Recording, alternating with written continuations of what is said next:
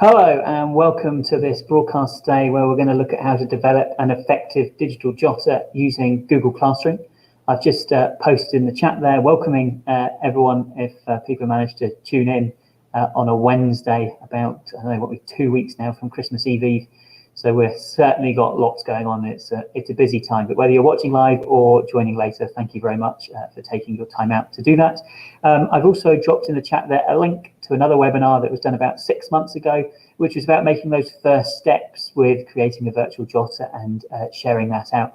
And I think a lot of learning has occurred since then in terms of what we do and how we distribute that jotter, how we can set it up in advance. So it's not just a blank document, but it can be something a bit more than that as well. So I'm going to talk you through some of the steps that I've taken to do that. So hopefully this will give you a nice introduction if you've not used any kind of digital or virtual jotter before, and if you are kind of getting underway, it will maybe give you some other tips or tricks or some ideas that you will be able to use in your practice. So plenty of little bits to cover there. So in terms of just running over then kind of through what the session is going to look like, well, we're going to start off by looking at which tool is best. So I think, whether you create your jotter in docs, slides or sheets, which in my mind are the three main tools that we'd want to use, you can get them to do different things and you can set them up in slightly different ways as well. So we can look at how we set those up, and we'll work through each of those three,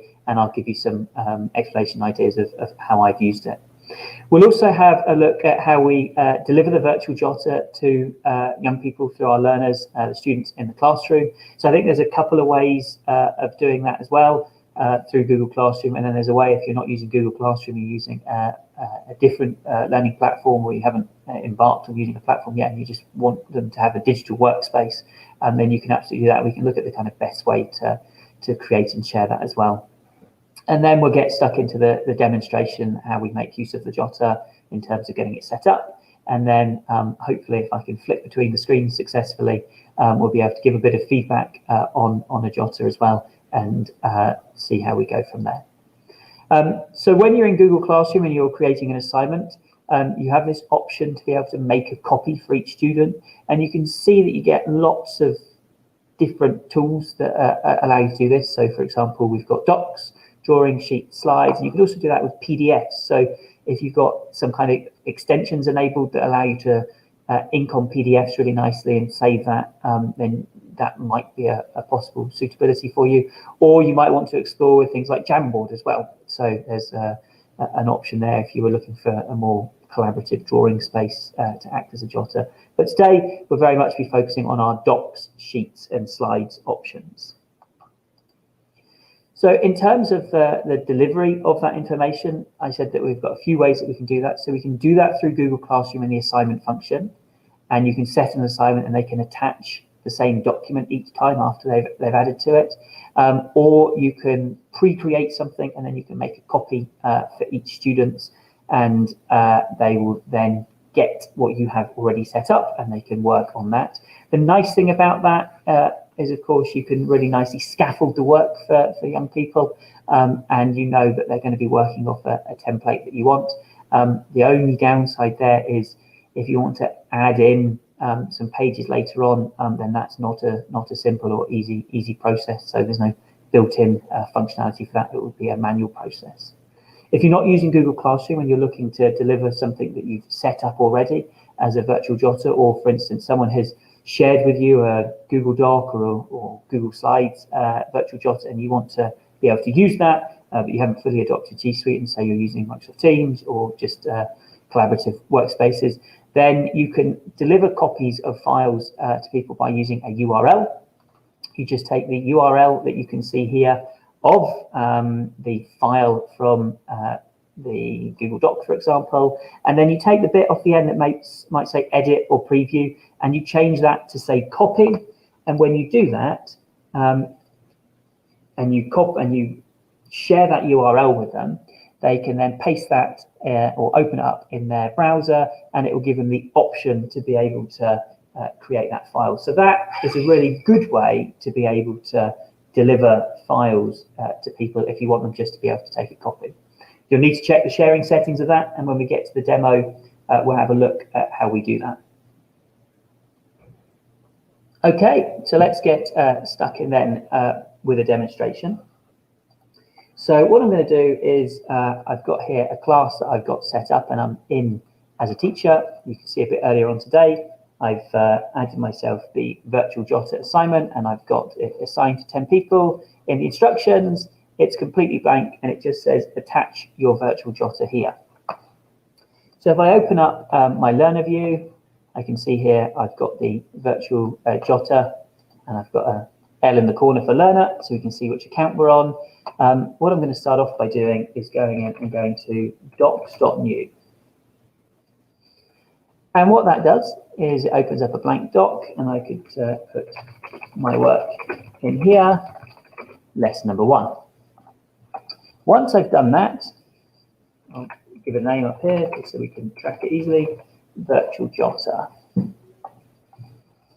So in the classroom as the learner, they would go in and they would attach that file. So we should find that in their Google Drive here, virtual jotter, fantastic. Insert. And then once it's attached, I will hand it in. Hand in. Now then, in the virtual jotter here, if I try to continue to type into it, it won't save those changes because once I've handed a document in, I will only have access. So you can see it hasn't saved, so I'll leave the page to allow me to refresh. You can see here I've just got viewer option now. I no longer have the ability to edit it, and that's because the document's been handed in. So if a child ever says, oh, I need access to be able to edit the document, if they've handed it to you and it's handed in, they won't be able to edit it. So if they unsubmit it, they will then be able to get their edit rights back. But I'm going to jump back in as the teacher now, and I'm going to go look at my student work, and I can see I've got learner 1 has handed this in.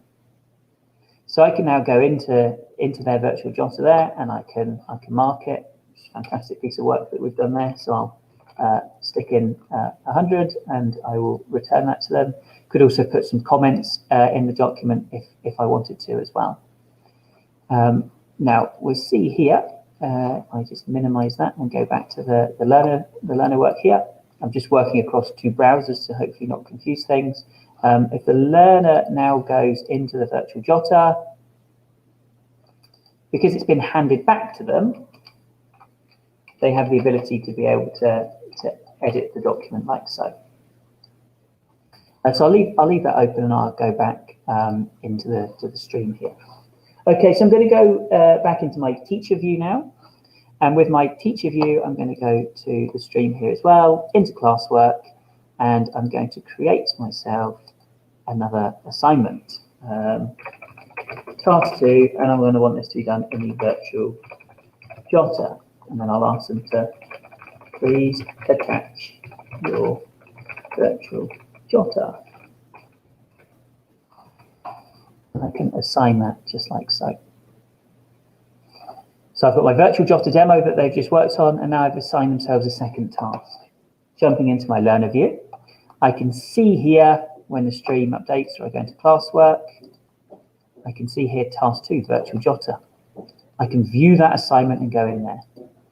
What I can do is I can go add, go into Google Drive, and I can select the virtual jotter and insert that. Obviously, they could just hand it in, but of course, before we do that, we'll want to reopen it. And in that jotter, my work for this lesson, number 2. So close these off now, and I'm going to hand that in. So I've managed to attach the same document to different assignments, and each time the learner has added more information. So that's a really handy feature to be able to use. Because that's a really handy feature to use because it means the young people can keep all the work in the same document, which is really, really good. So what are we going to do next? Well, the teacher's going to go in and have a little look at the virtual 2 jotters. And we can see here that one person has handed it in. And then we can open that up. And in this jotter, just to demonstrate this, I'm going to highlight this piece of work and I'm going to comment on it. Good work. Comment. Now, let's go back to the learner view, because this is interesting to see here. So just into the learner view, they go into the virtual jotter. You'll see here that they can't see the comment at the moment. So for them to be able to see that comment, I need to have returned the document to them, and I've returned it without a mark, so they will be able to see that they have some more work to do. I'll reopen up the learner document and I will just refresh that. And now they've got edit access, they can see the comments on the document. So if you're commenting on the document and you want to get some feedback to learners, then you need to make sure that you have given them the access rights to do that by returning the work to them. And then that can go backwards and forwards as many times as you like. So the learner can hand that in again, and the teacher will be able to see that it's been handed in again. It's currently sound assigned. If I give that a quick refresh, it's now showing as handed in. And so I can mark that 100 out of 100. In terms of starting really simply and having them attach a document each time, and it's the same document each time, and they've just added more information to it, that's a really easy process to go backwards and forwards, because they can attach the same file to multiple assignments. And each assignment can then have its own number of marks as well, and that makes that all visible on the marks page for us as teachers, which is really, really useful. Okay, let's have a little look then at the make a copy for each student version in terms of handing out a virtual jotter. So the first thing I'm going to do as a teacher is I'm going to go into Docs, for example, and I can do that quickly by going to docs.new. And I'm going to call this your virtual jotter. I can now spend as much time as I like as a teacher setting up this space for the learner.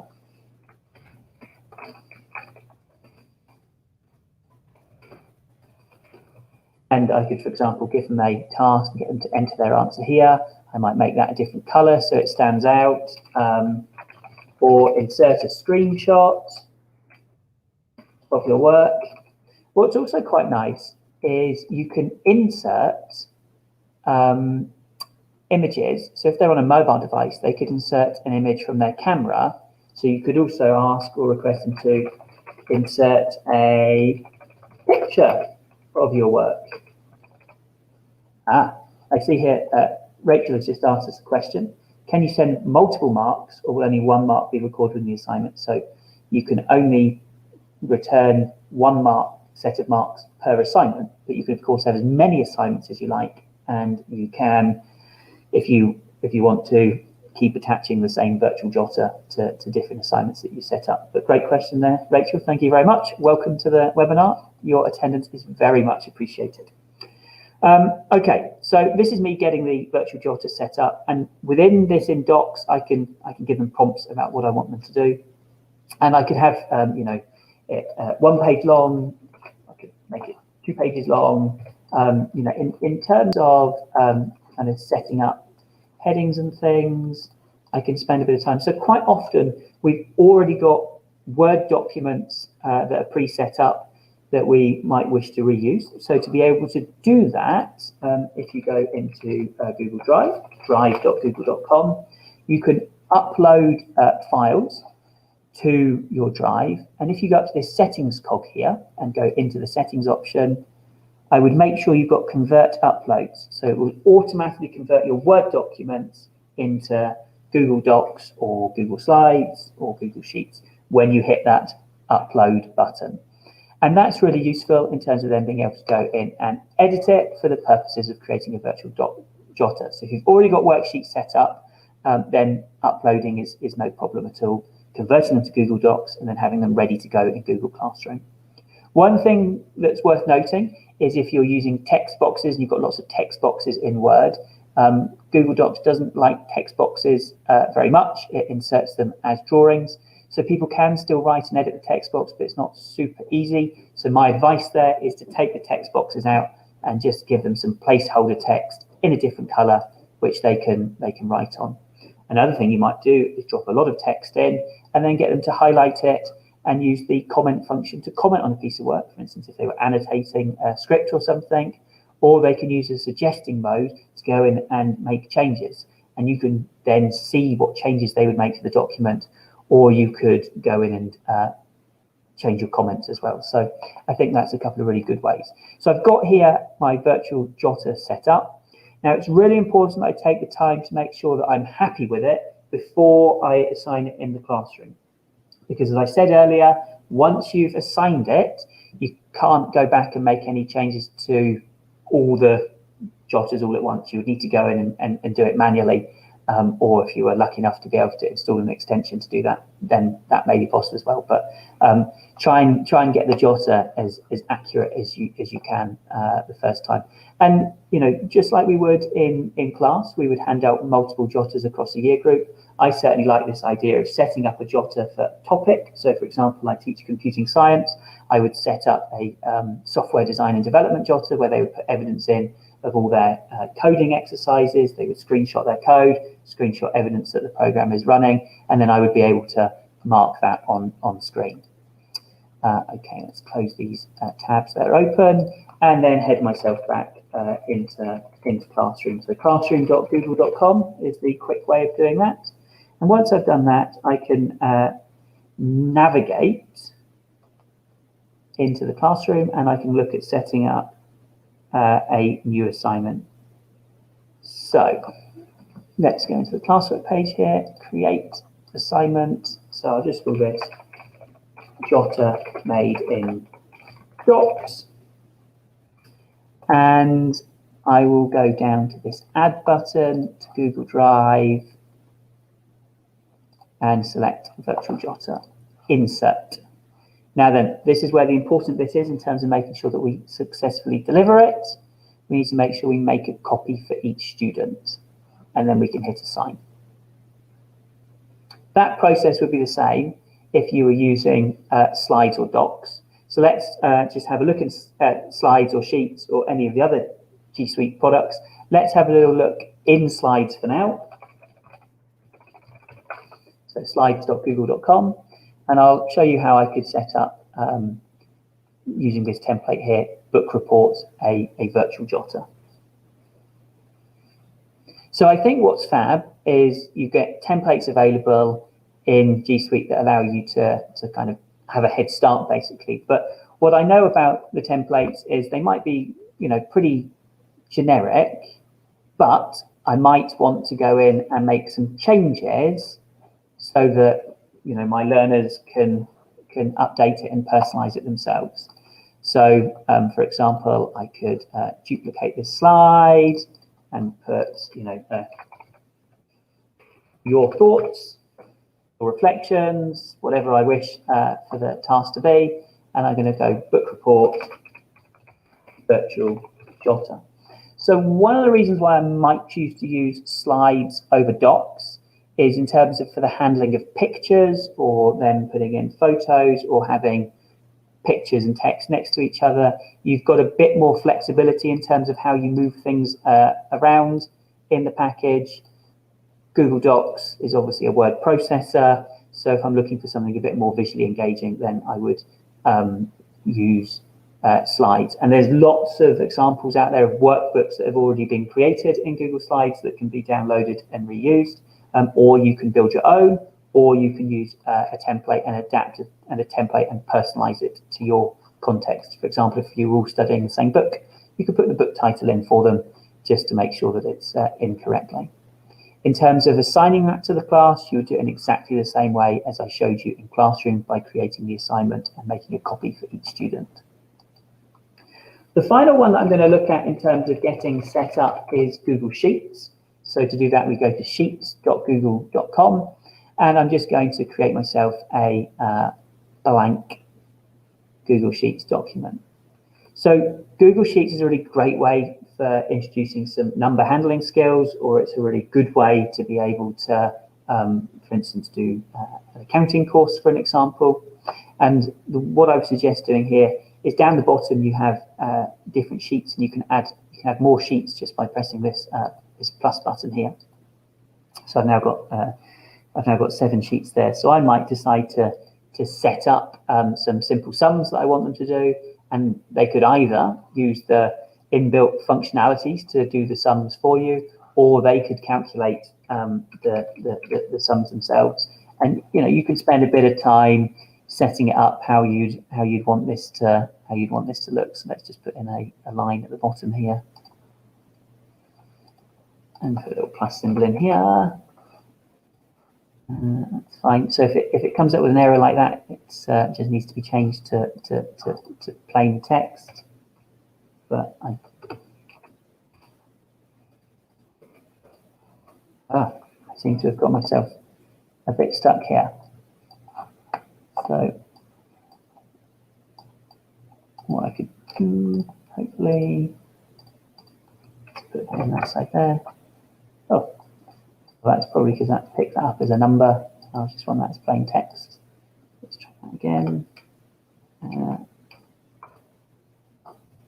I'm having a disaster here with the demonstration, but you can certainly get that set up in terms of potentially needing to insert the mathematical symbols, but we will have a look at that another day.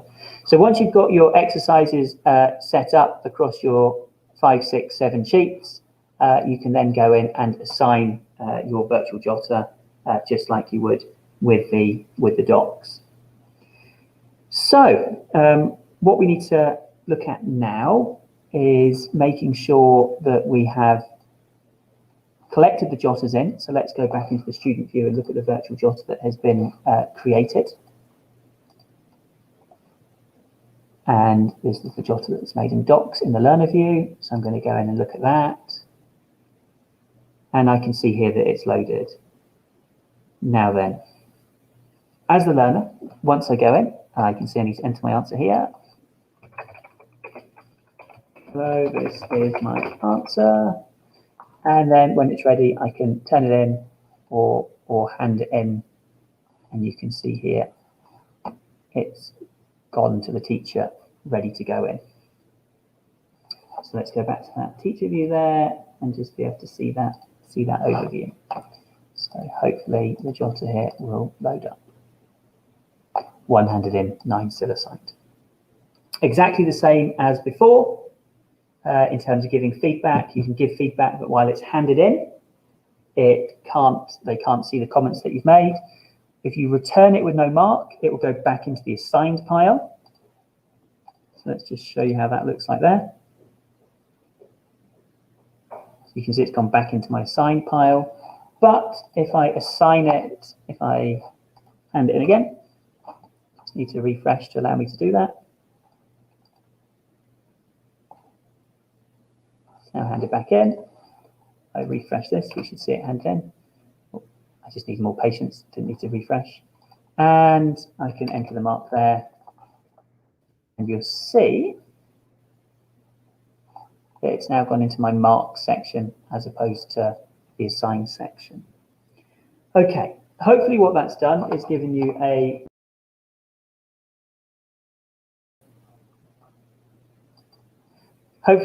nice introduction. I think I turned my microphone off then for a second. So hopefully that's given you a nice introduction to how you can create a virtual jotter in docs, slides, or sheets, or you can just continue to take in a document that they have created through multiple assignments and each time being able to give it marks. And if you're not using any of those packages, I did say I would demonstrate how we would use that copy option. So I'm just going to bring the screen back in.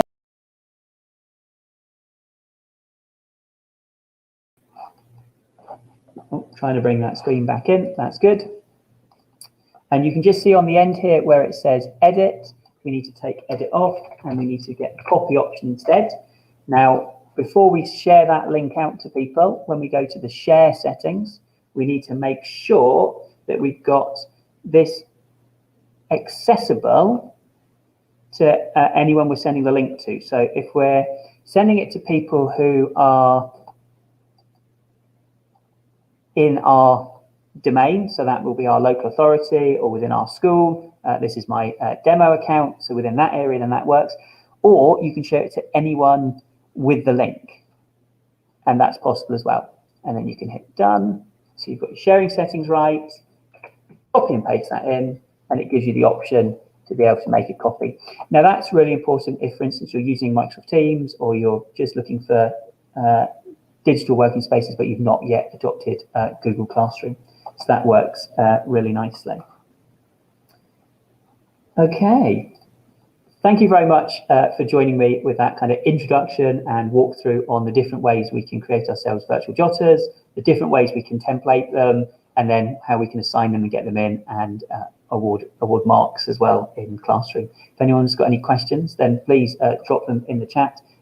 Shout out to Angie for joining us and having a look at that. I know Angie is in the States and is working across kind of a Microsoft Teams platform, but maybe with a little bit of G Suite snuck in there too, much like myself at the moment. So your attendance is very much appreciated. Thank you very much. But for now, if we've got no questions, I'd like to say thank you for joining us and hopefully catch one of the other webinars. We've got one tomorrow about 4 o'clock UK time on Google Jamboard, which will be worth checking out.